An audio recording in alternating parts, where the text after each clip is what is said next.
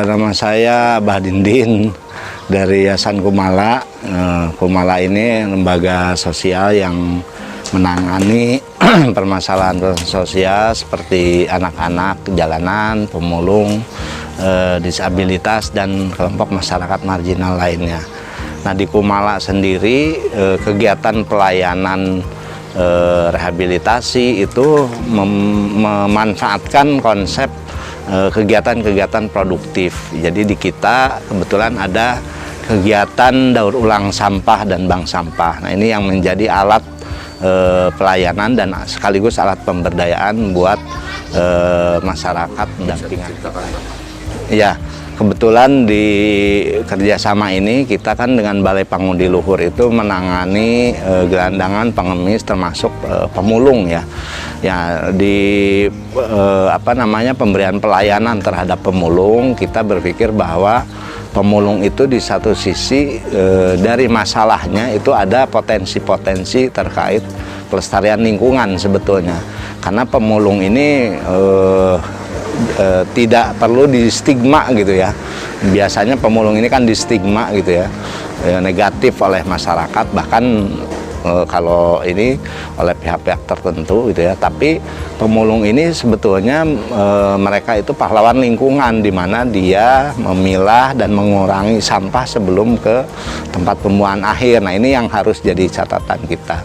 Nah, dari potensi itu, dari keberadaan positifnya pemulung, sebetulnya yang kita lakukan adalah bagaimana kapasitasnya kita kembangkan ya, potensi-potensinya kita dukung, termasuk tadi mungkin pemulung baru memilah sampah. Nah, bagaimana kita memberikan menambah kapasitas, memperkuat kapasitas mereka sehingga mereka bisa memanfaatkan sampah itu sendiri dengan cara itu tadi, mendaur ulang, memilah, lalu dikemas, biar tujuannya adalah untuk memaksimalkan nilai jual sehingga pemulung itu dapat mempunyai nilai ekonomi dari hasil pemanfaatan sampah itu sendiri. Nah, biasanya di lapangan pemulung itu hanya menjual sampah, misalnya contoh botol plastik itu hanya dimasukkan karung dan dijual. Nah, pada botol plastik ini minimal bisa dipres, dicacah, bahkan didaur ulang ya menjadi produk-produk kreatif yang punya nilai ekonomi, nilai jual yang cukup tinggi gitu ya. Nah, ini yang membuat kita merasa tertarik untuk bekerja sama dengan Balai Pangudi Luhur, dan alhamdulillah di Balai Pangudi Luhur juga difasilitasi ya, baik itu alat-alat untuk tadi menaikkan nilai jual pengelolaan sampah tersebut, bahkan mungkin kapasitas tadi dikembangkan ya, misalnya melalui sekarang ada rencana pembentukan bank sampah. Itu salah satu penguatan atau pengembangan kapasitas pemulung, bagaimana mengelola sampah secara kelembagaan. Nah, ini yang mungkin perlu dikembangkan untuk diaplikasikan di kegiatan-kegiatan penguatan untuk para pemulung khususnya.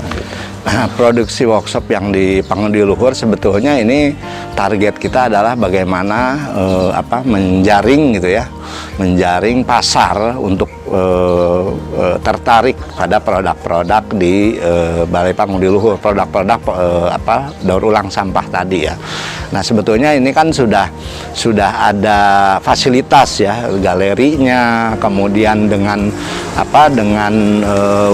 fasilitas pusat kreasi atensi ini, SKA ini, sentra kreasi atensi, sebetulnya punya nilai jual, nilai pasar yang cukup bagus ya untuk bagaimana menjaring pasar tadi. Nah, tinggal kita bagaimana kembangkan pengelolaannya, manajemennya, pengelolaannya, kemudian promosinya dimaksimalkan baik itu online maupun offline.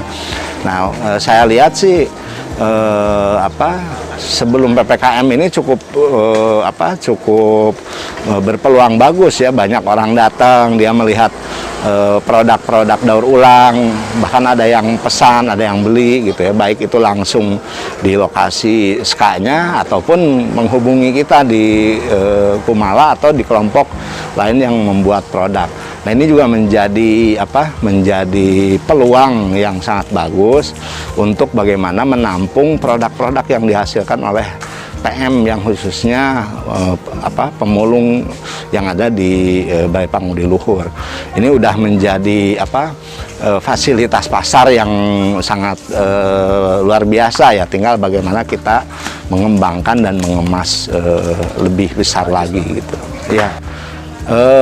Kalau Kumala sendiri sih memang di awal ini kita tadinya hanya swadaya sendiri ya, dari mulai produksi, memasarkan, tapi lambat laun banyak pihak-pihak yang tertarik, khususnya perusahaan-perusahaan migas ya.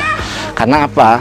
Perusahaan-perusahaan migas, perusahaan-perusahaan besar ini mereka membutuhkan, misal satu contoh, award tentang pengelolaan pelestarian lingkungan, yaitu award proper dari KLHK, atau award Padma Mitra tentang kegiatan pemberdayaan sosial di Kemensos. Nah, perusahaan-perusahaan ini membutuhkan itu. Nah, di sisi lain ketika memberikan program-program pemberdayaan, kemudian di situ mempunyai nilai-nilai yang plus untuk penilaian proper atau Padma Mitra, mereka lebih tertarik, lebih all out ya mendukung kita. Nah, contohnya di Kumala itu ada Pertamina, perusahaan migas lainnya banyak, ada Chevron, Freeport segala macam, BUMN seperti Bank Mandiri, bank-bank BUMN ya. Nah, ketika perusahaan-perusahaan mitra-mitra itu tertarik, mereka juga tidak hanya eksklusif melihat program-program Kumala di Yayasan Kumala saja, tapi program yang dilakukan atau dilaksanakan di luar Kumala, contohnya di Pangudi Luhur ini. Nah, Pangudi Luhur ini juga program pemberdayaan pemulung ini dilirik oleh Pertamina PHNWJ, sehingga PHE sebagai induk perusahaan PHNWJ itu melakukan MOU ya, kerjasama program dengan balai Ditjen Rehabilitasi Sosial Kemensos melalui Balai Pangudi Luhur ini melakukan kerjasama program. Nah, ini mungkin bisa diaplikasi atau direplikasi ya oleh lembaga-lembaga lain gitu. Balai Pangudi Luhur ini ya merupakan, kalau saya menganggapnya merupakan mitra strategisnya Kumala. Kenapa? Karena di sini full fasilitas itu tersedia ya, tempat yang luas, berbagai fasilitas seperti mesin pengolahan sampah juga tersedia. Nah, di sisi lain balai ini juga merekrut penerima manfaat, salah satunya adalah pemulung itu dari berbagai daerah misalnya. Nah, ini bisa saling memanfaatkan. Di sisi lain balai memberikan pelayanan rehabilitasi sekaligus pemberdayaan. Di sisi lain untuk Kumala itu investasi bisnis, ini boleh saya dikatakan itu ya. Jadi investasi usaha. Kenapa? Ketika ada kelompok-kelompok pengelolaan sampah atau daur ulang di Balai Pangudi Luhur, itu bisa menjadi mitra usahanya Kumala. Nah, Kumala diuntungkan lah dengan adanya suplai ya, produk misalnya, yang selama ini kadang kita ada kendala untuk memenuhi permintaan pasar misalnya. Nah, kalau ada kelompok-kelompok di sini, ini bisa disinergikan. Nah, untuk ke depan mungkin saya sih secara kelembagaan juga sangat mendukung kegiatan daur ulang dan pengelolaan sampah di balai ini, karena itu tadi mitra-mitra kerja kita sudah seperti Pertamina contohnya sudah melirik gitu ya dengan kegiatan-kegiatan. Dan satu hal lagi, balai kegiatan daur ulang atau pengelolaan sampah di Balai Pangudi Luhur ini bisa menjadi contoh ya peran pekerja sosial sebetulnya ya. Apa itu? Yaitu misalnya green social work. Nah, bagaimana kita melihat pengelolaan atau pelestarian lingkungan ini sebagai satu bagian dari tugas pekerja sosial juga. Jadi secara langsung di sisi lain kita menangani melakukan pelayanan sosial, pendampingan sosial, di sisi lain juga kita tetap menjaga kelestarian lingkungan dimanapun. Ya. Program atensi ini kan sebetulnya fleksibel ya, bisa dilakukan di mana saja, tidak hanya melalui kegiatan residensial di balai atau di keluarga, bahkan di komunitas pun ini sangat efektif. Yang saya rasa, yang saya alami, kita alami di Kumala itu, di komunitas ini sangat efektif untuk mendapatkan program atensi. Kenapa? Karena di program ini tidak hanya kita memberikan pelayanan rehabilitasi, tapi di situ ada sisi-sisi bagaimana kita memberikan kesempatan kepada penerima manfaat itu untuk lebih mengaplikasikan potensinya, mengaplikasikan kemampuannya, bahkan jejaring-jejaring yang dimiliki oleh penerima manfaat ini sebetulnya luas ya. Seperti contohnya saya tadi, ketika kita membina atau membuat satu kegiatan di komunitas A, ternyata dia punya jejaring di komunitas B, C, D gitu ya. Nah, ini menjadi, kalau di dalam konsep usaha kan ini investasi besar gitu ya, yang kalau dikelola dengan baik ini akan menghasilkan sesuatu yang menguntungkan menurut saya gitu.